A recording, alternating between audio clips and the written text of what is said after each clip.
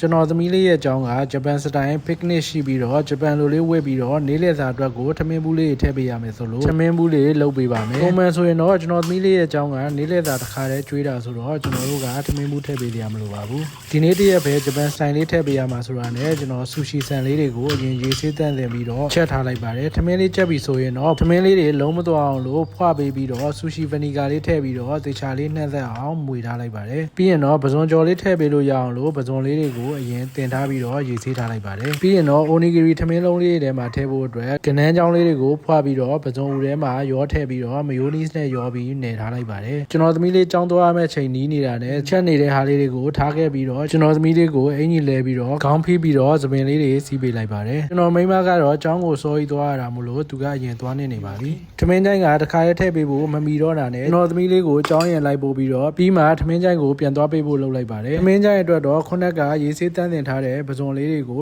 ဓာတ်နဲ့လှီးပြီးတော့ဖြောင်းထားလိုက်ပါတယ်ပြီးရင်တော့ဂျုံရယ်ကြက်ဥရယ်နဲ့ကြက်ကြော်မုံလေးတွေကပ်ပြီးတော့ပဇွန်လေးတွေကိုဟိုဘက်ဒီဘက်လှန်ပြီးတော့ရဲလာအောင်ဒီကြော်ထားလိုက်ပါတယ်ပဇွန်ကြော်လေးတွေရပြီဆိုရင်တော့ကျွန်တော်မိမအတွက်အရင်ဆုံးထမင်းဘူးလေးကိုရတာနေထားတဲ့ထမင်းရယ်အသီးနှံလေးတွေနဲ့ကြော်ထားတဲ့ပဇွန်ကြော်လေးနဲ့ပဇွန်ဦးနဲ့ကနန်းချောင်းနဲ့ထားတာထည့်ပြီးတော့ဆော့စ်လေးဖြန်းပေးလိုက်ပါတယ်ကျွန်တော်သမီးလေးအတွက်တော့ပုံဖော်တဲ့ခွက်ထဲမှာထမင်းရယ်ပဇွန်ဦးနဲ့ကနန်းချောင်းနဲ့ထားတဲ့ဟာလေးထည့်ပြီးတော့အိုနီဂရီလေးကိုပုံဖော်ထားလိုက်ပါတယ်ထမင်းဘူးထဲမှာတော့အောက်ကနေပြီးတော့ဆလဲရွက်နဲ့ကော်ဖီလေးခင်းပြီးတော့ပဇွန်ကြော်လေးနဲ့ချယ်ရီတိုမတိုလေးတွေကိုထည့်ပေးလိုက်ပါတယ်ပုံဖော်ထားတဲ့အိုနီဂီရီလေးတွေကိုတော့မျက်လုံးရဲ့နှာခေါင်းရဲ့လေးတွေကို cheese နဲ့ရေညီလေးတွေနဲ့လိုက်ပြီးတော့ပုံဖော်လိုက်ပါတယ်ပုံဖော်ထားတဲ့ Hello Kitty နဲ့ဝက်ဝံလေးတွေကိုထည့်ပေးပြီးတော့ဘေးကနေပြီးတော့ baking paper လေးခံပြီးတော့ strawberry လေးလည်းထည့်ပေးလိုက်ပါတယ်